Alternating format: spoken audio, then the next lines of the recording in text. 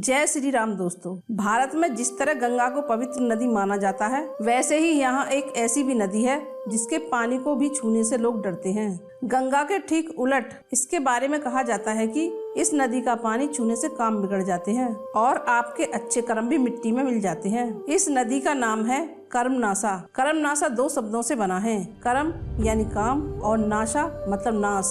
वैसे दिलचस्प बात ये भी है कि यही नदी बाद में गंगा में जाकर मिल जाती है। ऐसा कहा जाता है कि प्राचीन समय में कर्मनासा नदी के किनारे रहने वाले लोग इसके पानी से भोजन बनाने से भी परहेज करते थे और फल खाकर गुजारा करते थे। बिहार के कैमूर जिले से निकलने वाली कर्मनासा नदी बिहार और उत्तर प्रदेश में बहती है।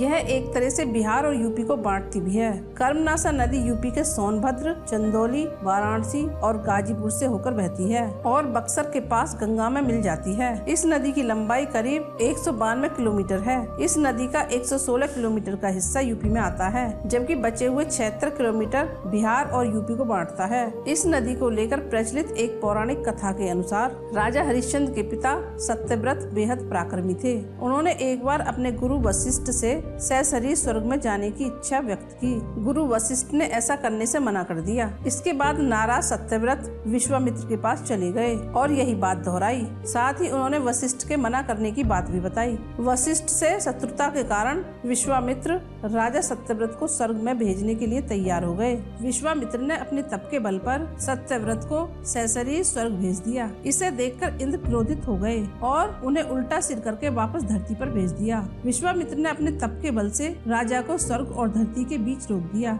ऐसे में सत्यव्रत बीच में अटक गए और त्रिशंकु कहलाए। कथा के अनुसार देवताओं और विश्वामित्र के युद्ध के बीच त्रिशंकु धरती और आसमान में उल्टे लटके रहे थे।